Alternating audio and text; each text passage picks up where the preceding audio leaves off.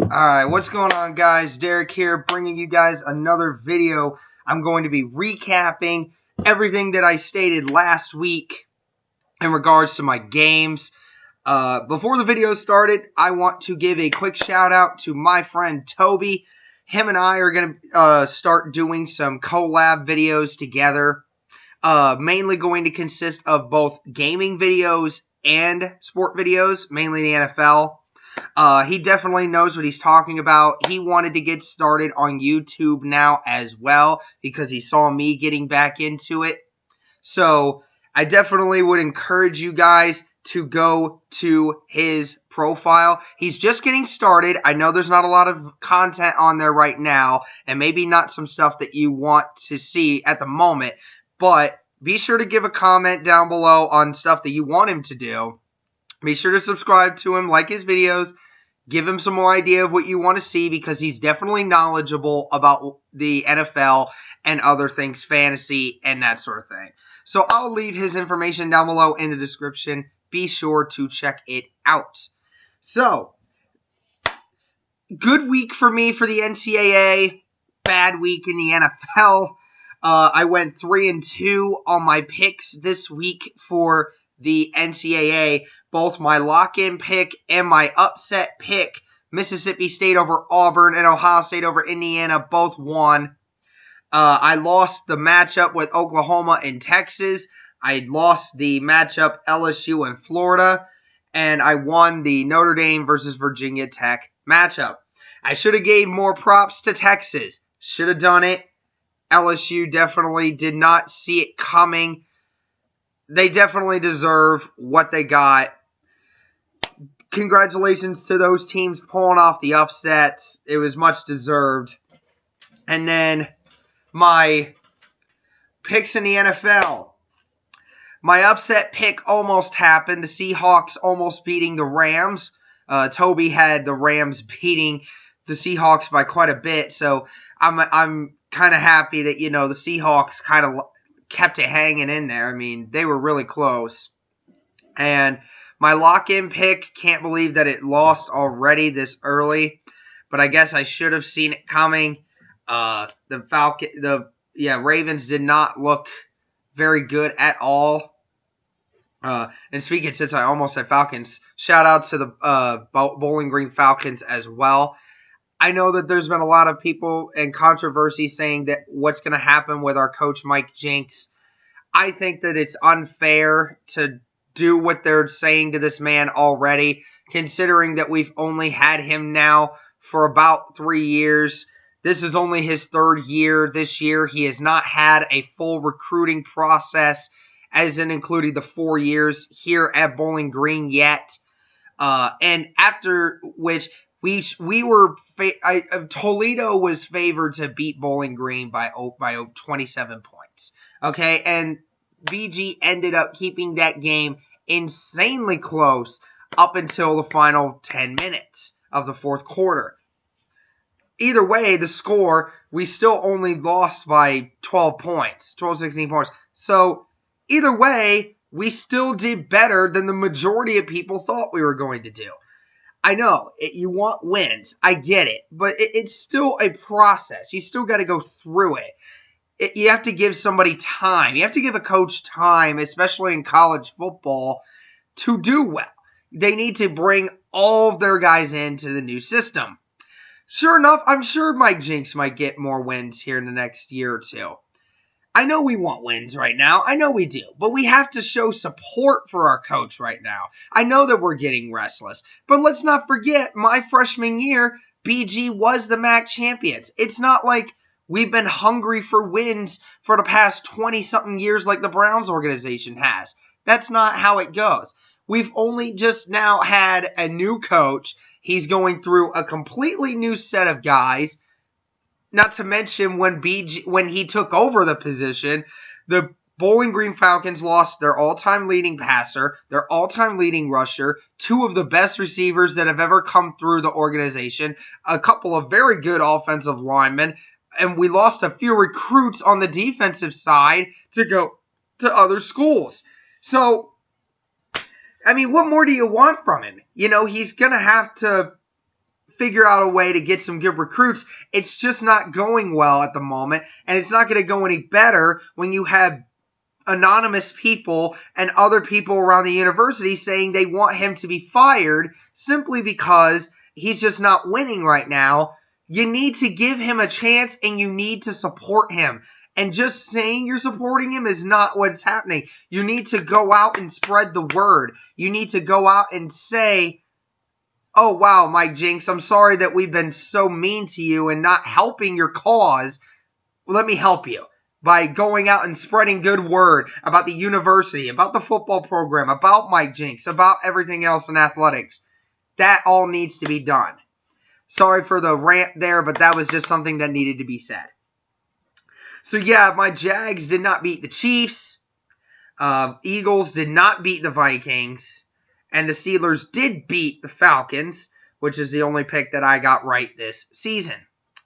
So, moving on to my top standings for the NCAA and my top 5 for, well, not top 5 for the NFL. It's pretty obvious to see who is tops in the NFL at the moment. The Rams and the Chiefs are the runaway number 1 and 2 right now, the only 2 undefeated teams left in the NFL. Alright, so moving on to my top standings in the NCAA. Not a whole lot to change right now for my top 4 because each of those teams won. Still need to learn a little bit more. Alabama, obviously, even though they just gave up 31 points to Arkansas, those fans can choke on that. Ohio State, still a number 2. Number 3, still Georgia. I know, I haven't seen a lot of them yet. But this week against LSU, they're playing LSU this week. This will be the ultimate test to kind of see where they are at. Will I drop them? Depends on how they do against LSU. I know LSU dropped in the rankings a lot because of that loss against Florida. I know. But I'm not ready to drop LSU that much. Not yet, at least.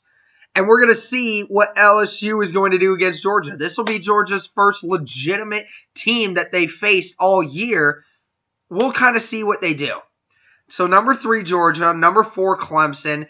Clemson's still looking pretty good despite not having their quarterback.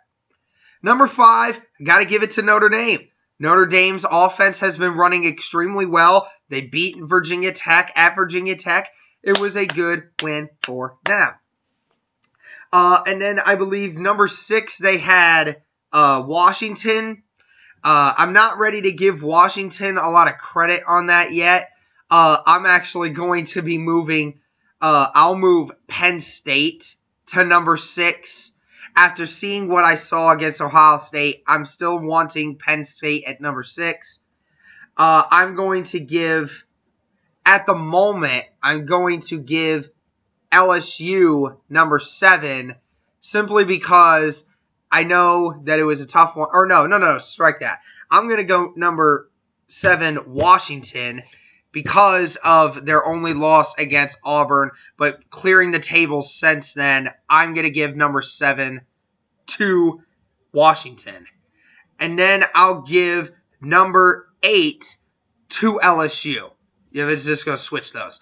LSU at number 7 or number 8 because I'm not ready to drop on them just yet. I know that they had a tough week at Florida facing a good Florida team. I'm not ready to give up on them just yet, though. I feel like if we had a rematch of that, LSU would win the majority of the time. I'm still going to keep them in the top 10. We'll see how they look against Georgia. If they get blown out, I'm really ready to move them out of the top 10. And then number 9, I was going to give to Texas, which I believe is where they're ranked at right now. Texas definitely deserves the hype that they're getting right now. They looked very good against Oklahoma.